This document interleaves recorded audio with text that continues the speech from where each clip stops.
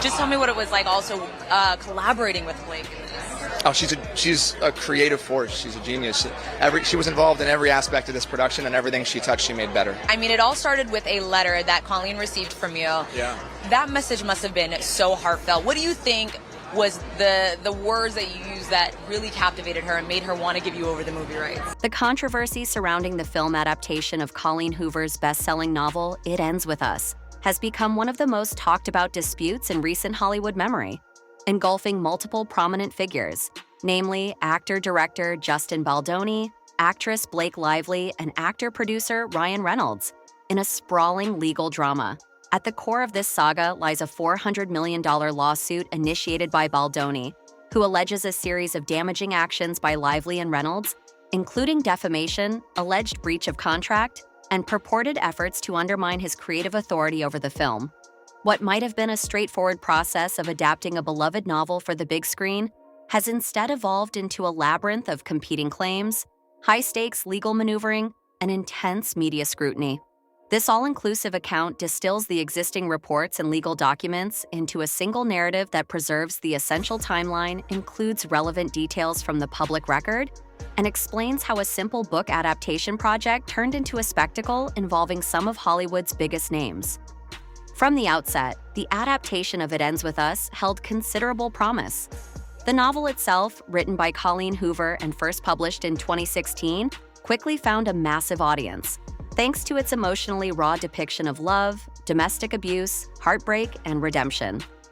Hoover's reputation among fans of contemporary romance and drama soared, with the book garnering favorable comparisons to other landmark works in its genre.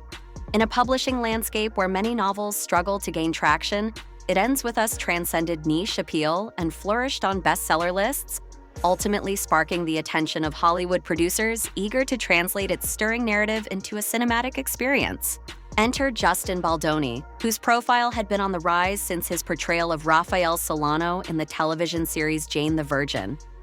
Beyond acting, Baldoni had stepped into the producer-director space, aiming to create content that spotlighted social issues while retaining a strong emotional core. His company, Wayfarer Studios, had a track record of developing projects that emphasize both human connection and relatable storytelling. When Baldoni revealed that he had secured the rights to It Ends With Us, it aligned with his personal interest in narratives about relationships and personal growth, particularly those that hinge on difficult themes like abuse and trauma. Early announcements about the film adaptation generated excitement among fans of Hoover's work, many of whom saw Baldoni's involvement as a sign that the novel's sensitive subject matter would receive careful handling. Against this backdrop, the production eventually attracted Blake Lively, a high-profile actress known for roles in everything from teen dramas to sophisticated thrillers and romantic comedies.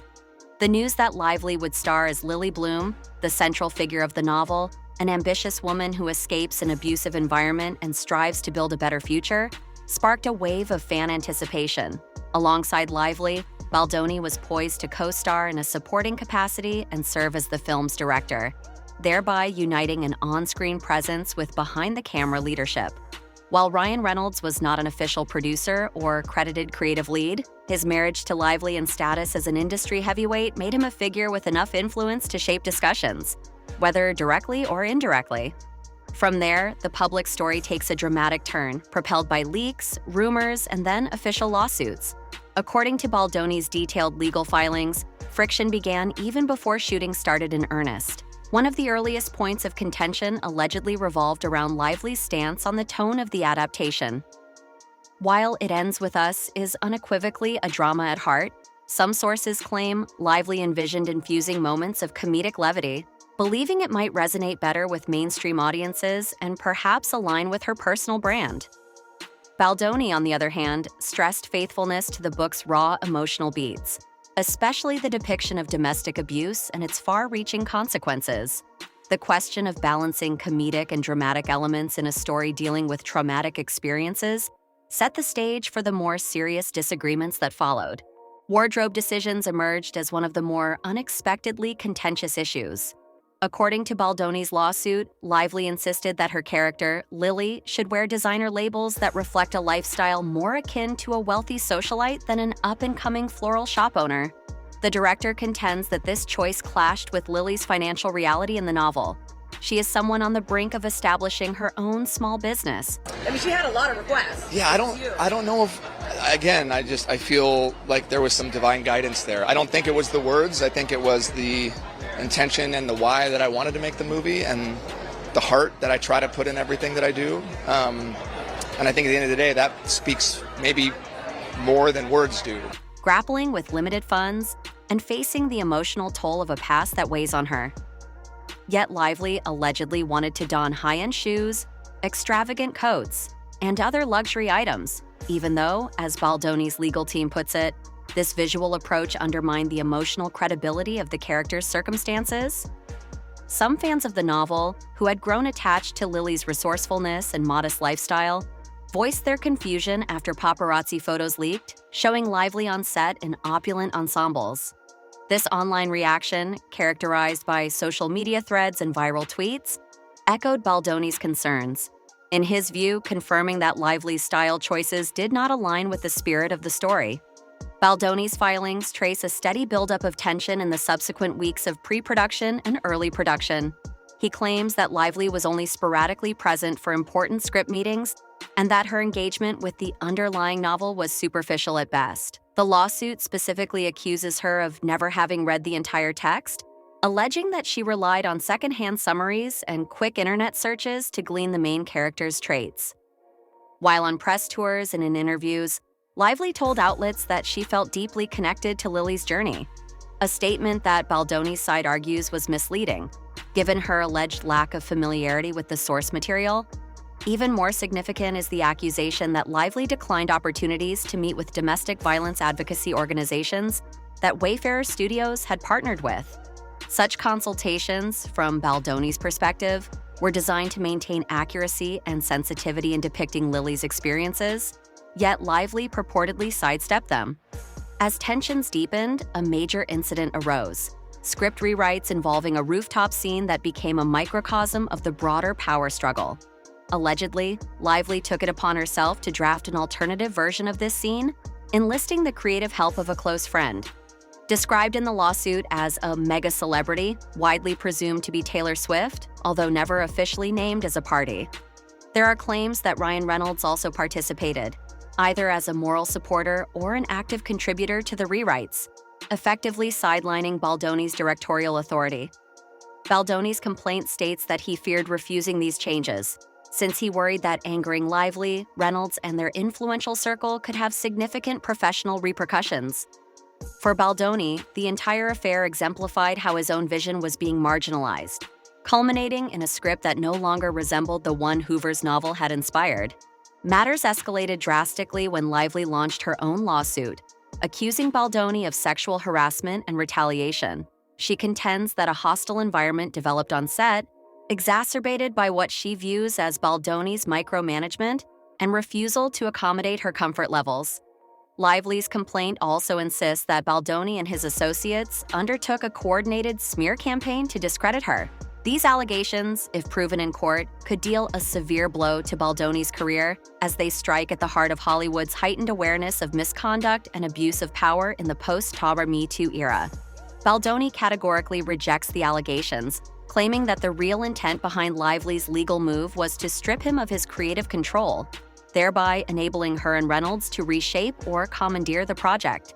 His response was swift and sweeping: the now infamous $400 million lawsuit that names not just Lively but also Ryan Reynolds, Lively's longtime publicist Leslie Sloan, and the publicity firm Vision PR. According to Baldoni's filings, these parties collectively orchestrated what he terms a devastating campaign of defamation, seeking to brand him as predatory or erratic so as to isolate him from studio support, sponsors, and potential investors. Baldoni implies that Lively and Reynolds have sufficient star power to tip the scales in the court of public opinion, an advantage that could make it practically impossible for him to salvage both his reputation and the adaptation of It Ends With Us. He claims that numerous text messages, emails, and voice notes paint a starkly different picture than Lively's suit. They reveal, he argues, a period during which he and Lively were friendly, supportive collaborators, sharing personal stories, comedic banter, and professional deference. These exchanges, Baldoni says, show that no sexual harassment could have plausibly occurred in the environment he describes. One especially heated portion of Baldoni's narrative centers on Lively's postpartum weight and a stunt sequence that he says involved physical lifts or choreographed movements.